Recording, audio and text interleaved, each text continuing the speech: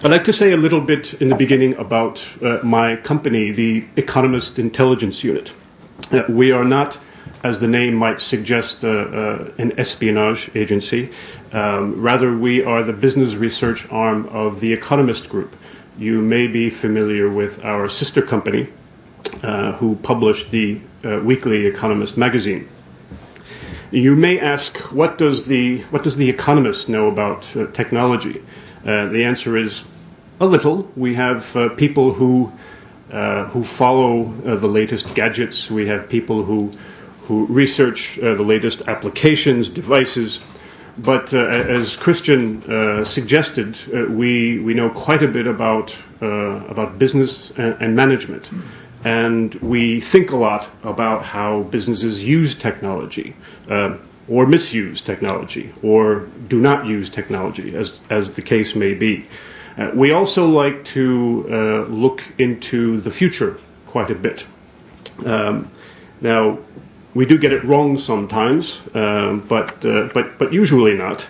And we decided recently to try and take a look into the future of technology, or rather the future of how companies will use technology, in a report that we will be publishing in a few weeks' time. Now, if I can get the slide projector to... there we go. Sorry. Wrong way. What we aim to do, and what I would like to talk with you about today, is not so much how technology itself will change, but rather how we would like to anticipate how businesses like yours will use technology differently in 2013. And as I mentioned, the result is a white paper that we will publish at the end of this month. It is called the Digital Company 2013, and you are getting an exclusive preview right here. I hope you appreciate that. Why 2013, you may ask? Well, one advantage is it's far off into the future, so that if we get the predictions wrong, no one will remember. But it is long enough, we think, to be able to think creatively about the future, but short enough to make it practical to the business leaders who are our readers and clients. Now, 5 years can be a very long time with technology. Sorry, I didn't mean to do that. But we don't expect very many or any what I would call big bangs. We've seen quite a few big bangs in the future. Technology, of course, is advancing in terms of network speeds, in terms of storage capacity, in terms of the robustness of devices and applications. Certainly, that of course will continue. We are not going to try and predict what new killer application there will be.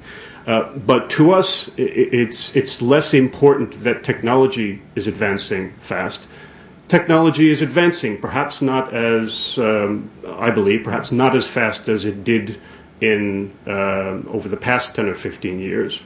But what we do think will change quite a bit between now and 2013 is how companies use technology. We think that companies are finally beginning to understand how to put enterprise technology to work more productively. And we think that will advance quite a bit over the next 5 years. Now, briefly about the research that we've conducted. There are three primary components, and this is very typical of the type of research that we do conduct at the Economist Group. We conducted a survey, first of all, of senior executives. We have a very large survey panel of about 30,000 executives who are readers of The Economist and of Economist Intelligence Unit publications. And we turn to them from time to time to get their opinions on such matters. Over half of the participants in the survey this time were C-level executives, CIOs, CEOs, CFOs. We had a mix of large and small firms, small and mid-sized firms, and we went across industries. certainly not just the technology industry. And we went across functions. So there are marketing people involved, and sales people, and operations people, and of course senior management people. We also went out and conducted in-depth discussions with a large number of executives, as well as independent experts, knowledgeable people on technology. And last but not least, we tapped the knowledge of our own company's industry analysts and management thinkers. So we think we triangulated the research fairly effectively here. A little bit of context first before we go into the technology findings. We've been doing some analysis in other areas, a lot of research, and from that we do firmly believe that the next 5 to 7 years will see the emergence of what we call the collaborative enterprise, or perhaps even what some people call the open enterprise.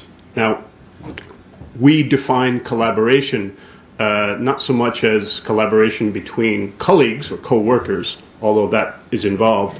Rather, it's the cooperation with third parties, with external parties, toward the achievement of a specific business goal. So not the simple exchange of goods or money or services. Rather, the collaborative work by companies with their customers, certainly, but also with their partners, with suppliers, with competitors in some cases,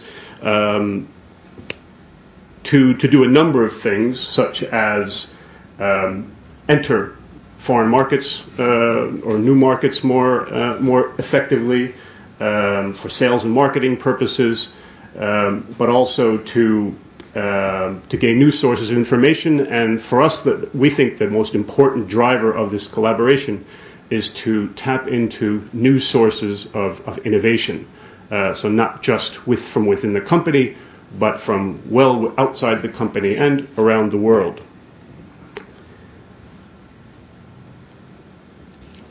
The implications of this for enterprise IT, I think, are fairly serious.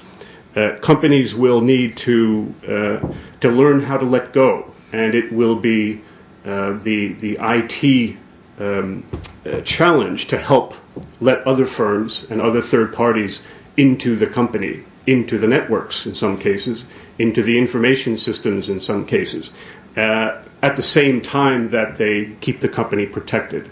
And as I'm sure a lot of you realize, that's a very, very big challenge. But I think it will become very much more profound over the next 5 years. Now, we wanted to get a sense of our business leaders' view of the big picture. How important will technology innovation be in a few years' time? There is a lot of macroeconomic uncertainty in the world today. There is great concern with the changing nature of demand in many markets. Business leaders are certainly very worried about how they're going to find talent over the next 5 years. But when we ask them what they think, the element or the component, the factor that will have the biggest impact on their business over the next 5 years, it is technology innovation and the impact on business models. Now, we're not necessarily saying that is all positive. There is plenty of risk involved with that, and there is a good deal of complexity to worry about that. The pie chart that you see on the left-hand slide suggests that there's a fairly large minority of firms out there, nearly 30% here, who are seriously worried about the greater complexity that technology innovation will bring to their companies.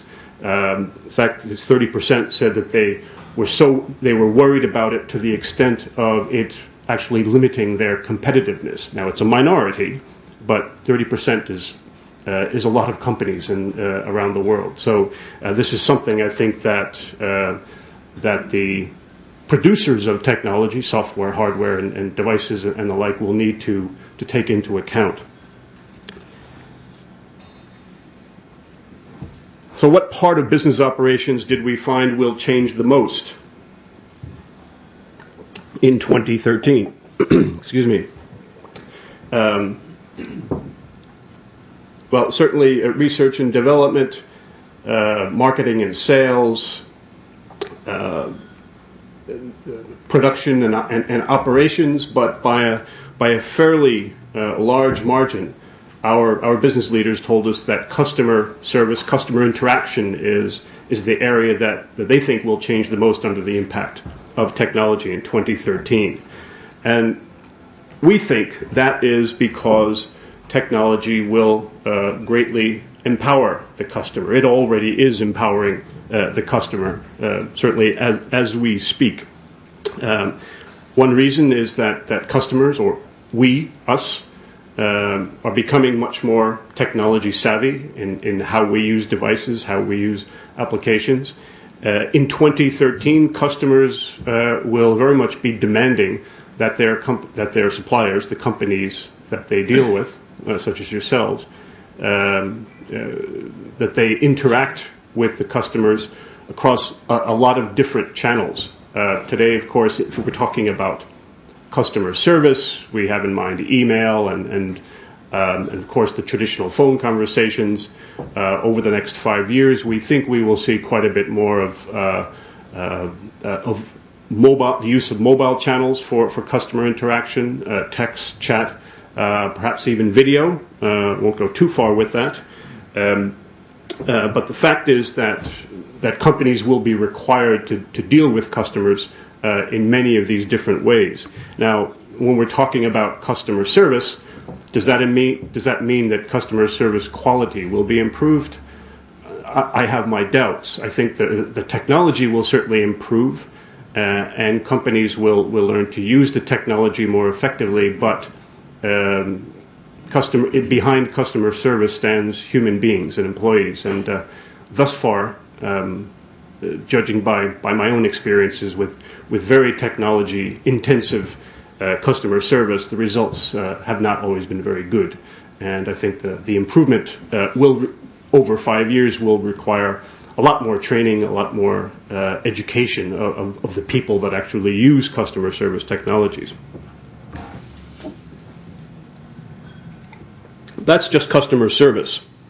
We think, though, that the area where there will be the greatest amount of technology innovation, technology sort of impact in customer interaction, is in the area of how companies innovate, in innovation. And in this context, we spend a lot of time in our report talking about online communities, communities of interest, customer communities, through public web-based networks, and public web-based networks is an important part of this. Customers will become much more involved in the innovation process than they are today in developing new products, helping companies to develop new products, new services. And the companies that do better in generally, that compete better in 2013, we think, will be the ones who are drawing their customers more actively into these processes. Now, there are a number of companies today who are beginning to experiment with that, to test this kind of interaction. Procter & Gamble, Dell, of course, has made IT-based customer, web-based customer interaction. They pioneered that some years back. SAS, the business software company, there are a number of others, but it's not quite widespread today. There are many companies that are just beginning to understand the importance of this. And it will not just be in the business to consumer area. Certainly for companies who are providing other industries or have industrial customers, there are also many ways in which they will, through technology, through IT, bring their customers into the product development, into the innovation process. There will, of course, be a good deal of risk around this development. The risk of leakage of very sensitive corporate information, the risk of according too much power, too much influence to your customers, we like to use the term beware the tyranny of the mob. Not all customer ideas are good ideas. Even when online voting channels are used and companies manage to filter the best idea, a lot of ideas into a few good ones, well, they may not be the most profitable things to do. So companies will have to learn how to deal with that. But the greater risk, we think, is not engaging customers in this way. So there are risks all around, but in 2013, companies will be very much needing to do this, we think.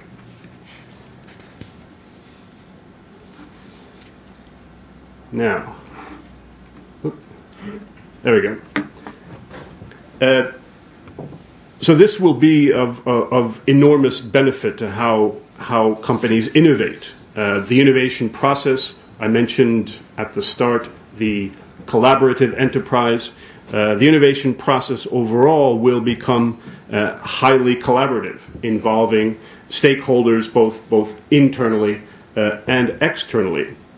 Now, if you ask business leaders where their firms get most of their innovative ideas today, they will tell you that from in-house, from internal R&D, certainly from employees.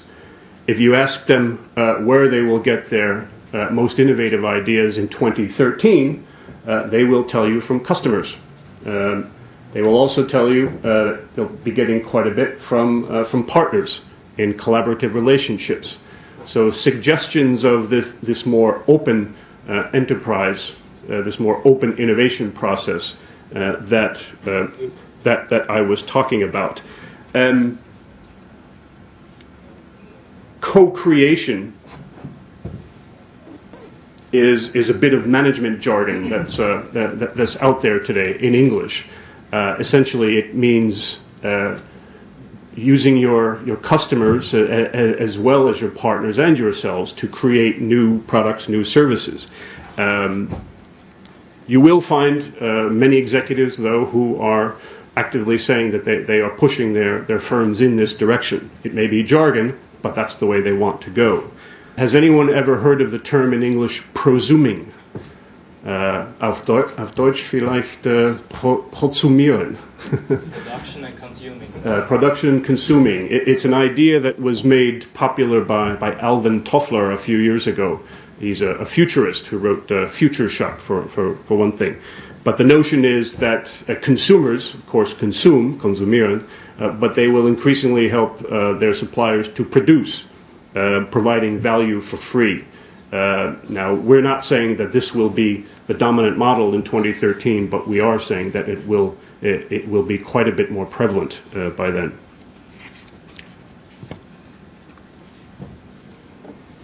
Democracy. Technology, we think, will also have a very profound impact on the workplace. Of course, it already has had a great effect on how employees, how people work together, collaborate together internally. We think that the greatest impact thus far has been on efficiency and productivity, no question. What we think will come to pass over the next 5 years, and we're beginning to see this now, is that the technology impact will have a great effect on democracy in the workplace. Now, this is something that will not necessarily be to the favor of every employer in the world. I know quite a few CIOs, I know quite a few CEOs, I know quite a few security directors who are very concerned with the notion of workplace democracy through technology. It's not something that they find very comfortable. Now, democracy can mean a number of things. We think that, for one thing, mobility will be part of it. It already is part of it. The workforce will be a good deal more mobile today. Nearly half of our business leaders in the survey said that they think the workforce will be substantially more mobile than today. How will it be more substantial? Well, for one thing, it's very likely that the types of functions of employees who will be using mobile technology will expand, not just salespeople, not just the senior management, but more importantly, the type of activities that they'll be carrying out that will be, I think, a good deal more sophisticated than they are today. We're finally seeing, after many years, the maturing of mobile data in the enterprise, the ability to access your ERP or to access your CRM programs and to upload and download data in real time, and that we think is finally beginning to take effect in many enterprises, and we think that we'll finally see some real movement over the next 5 years there. But the biggest workplace challenge, we think, will be for employers, for companies, is meeting the expectations of a very technology-savvy workforce. I mentioned customers are becoming very technology-savvy. Well, customers and employees are usually the same people. It's the same people who know how to use technologies that their managers don't know how to use and are very uncomfortable with or unfamiliar with. Employees today, of course, are communicating in ways that they didn't before via social networks, Facebook, YouTube, names of programs which strike fear into the hearts of any information security officer these days. I don't have to mention the risks to the company of employees making greater use of these applications. Certainly to information security, reputation of the company, leakage of data. There, I don't need to tell you this. The good news is, though, and perhaps somewhat surprisingly, that a very large chunk of our survey panel, 44%, say that their enterprises will fully embrace the use of social networks and similar applications in 5 years' time. In fact, over the past year, when I've discussed the Web 2.0 or Enterprise 2.0 phenomenon within the workplace, I've encountered a great deal less worry and a great deal more acceptance from very senior executives of the need to allow employees to communicate more freely, to say what they want to say, because for one thing, the impact on workplace morale is very important, and companies are finding that allowing some more democracy in this respect helps morale. But more importantly, companies, I think, rightly see employees as a very important source of innovation and new ideas, not just for products, of course, but for the internal processes of the enterprise. And companies are now, I think, that the security aspects of the web and of the use of many of these applications, the firewalls, the security procedures that companies are implementing, executives are a good deal more confident of those. So we do think that this democracy will expand over the next several years. And as I've discussed, the technology interaction with customers will change quite a bit, as well as employees' interaction with partners and other third parties, certainly governments, regulators, the like. This will place great pressure, great strains on employees themselves. Now, if we're thinking 5 years ahead, there aren't too many concerns, too many worries about employees being able to use the technology. They all are. The 2013 employee is part of the what we call the Generation Y, or the millennial generation that's probably grown up using IT and the web and various other technologies. But we are still worried about their ability to use the technology productively. And again, it comes down not so much to technology, but to humans' ability to interact effectively with one another. And we have found over the years that companies have invested millions and millions of euros in shiny new information systems and devices and networks, and not given their employees sufficient training to use it properly, or their managers. And that, of course, has to change. We think it is changing, finally, but they have to follow through on that.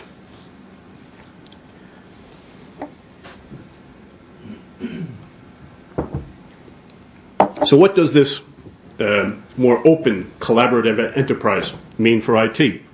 Well, it certainly means a good deal of change in the future.